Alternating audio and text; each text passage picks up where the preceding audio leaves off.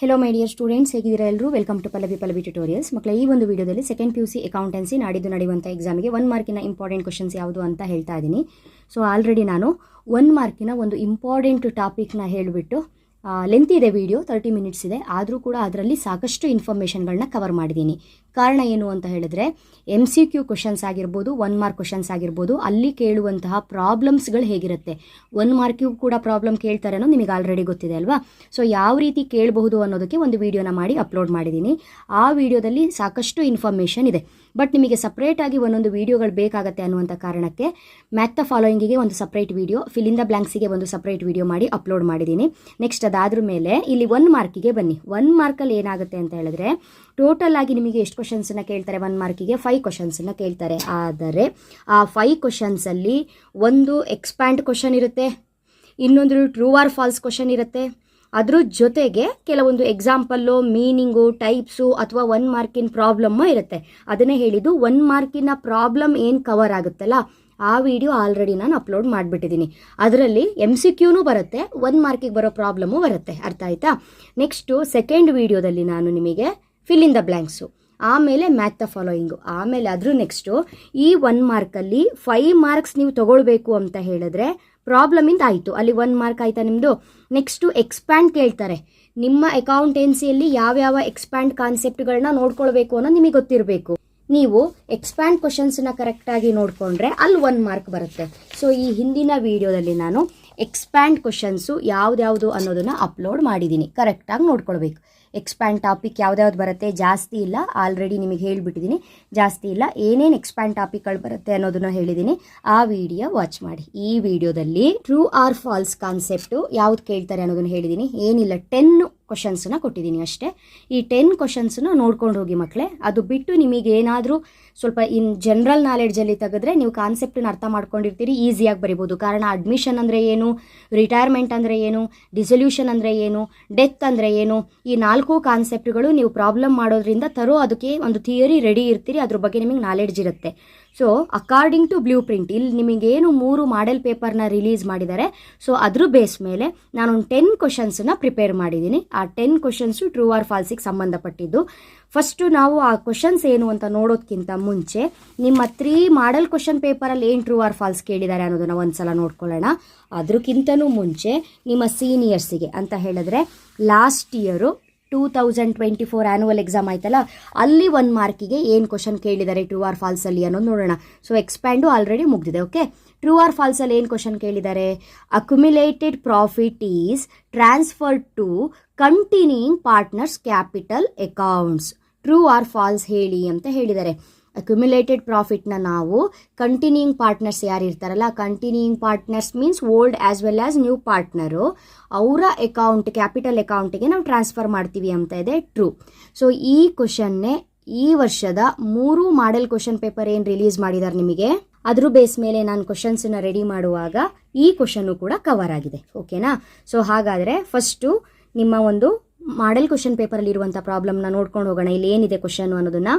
Section 37 of the Indian Partnership Act 1932 states that outgoing partner ಅಂದರೆ retirement partner. Okay, retired partner.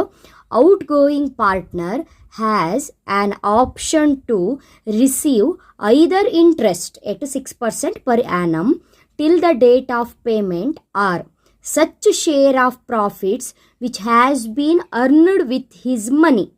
Answer true. ಓಕೆನಾ?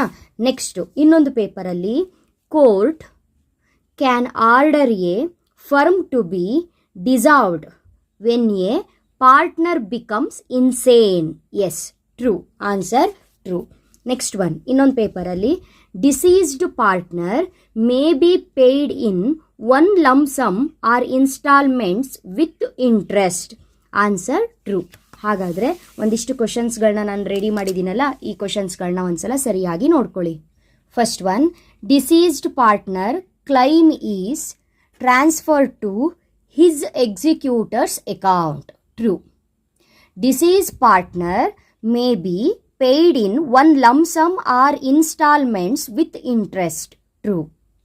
amount payable to the executors of the deceased partner is transferred to executor's loan account. True.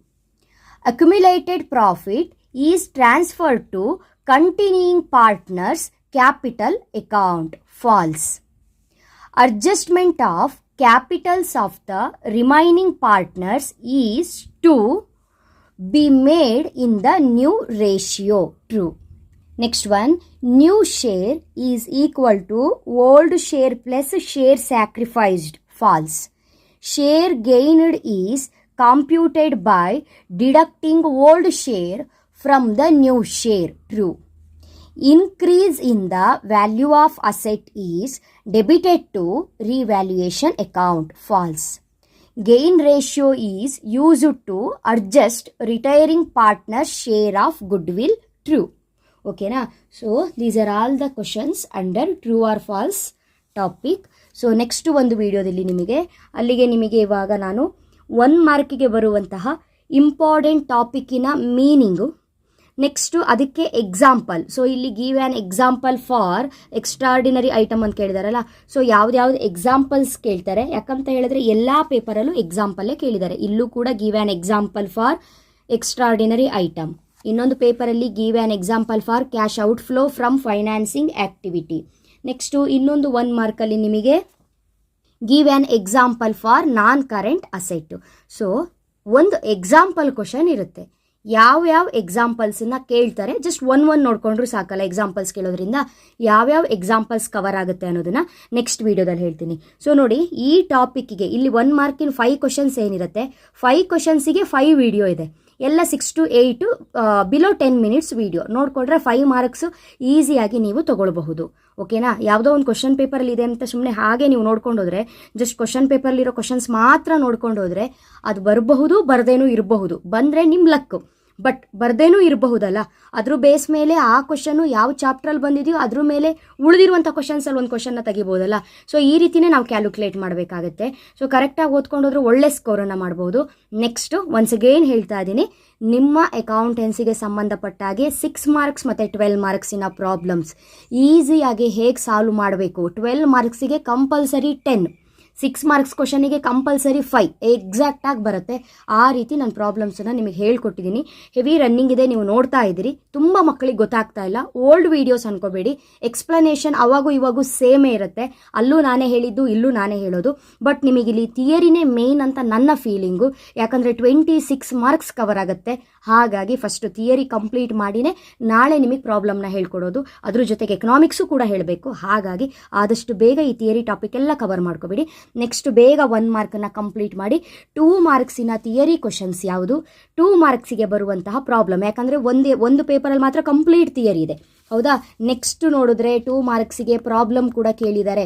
ಹಾಗಾಗಿ 2 ಮಾರ್ಕ್ಸಿಗೆ ಬರುವಂತಹ simple ಪ್ರಾಬ್ಲಮ್ಸ್ಗಳು ಯಾವುದು ಅನ್ನೋದನ್ನು ಕೂಡ next ವೀಡಿಯೋದಲ್ಲಿ ನಾನು ಹೇಳ್ಕೊಡ್ತೀನಿ. ಸೊ ನನ್ನ ವೀಡಿಯೋಸ್ಗಳು ಬಂದಂಗೂ ಕೂಡ ನಿಮಗೆ ನೋಟಿಫಿಕೇಶನ್ ಬರಬೇಕು, ನಾನು ಏನು ವೀಡಿಯೋಸ್ ಹಾಕ್ತಾ ಇದ್ದೀನಿ ಅನ್ನೋದು ನಿಮಗೆ ಗೊತ್ತಾಗಬೇಕು ಅಂತ ಹೇಳಿದ್ರೆ ಜಸ್ಟ್ ಸಿಂಪಲ್ ನಮ್ಮ ಚಾನಲ್ನ ಸಬ್ಸ್ಕ್ರೈಬ್ ಮಾಡಿಕೊಂಡು ಆಲ್ ಬಟನ್ನ ಮರೀದೆ ಕ್ಲಿಕ್ ಮಾಡ್ಕೊಳ್ಳಿ. ವಿಡಿಯೋ ಬಂದ ತಕ್ಷಣ ನಿಮಗೆ ನೋಟಿಫಿಕೇಶನ್ ಬರುತ್ತೆ.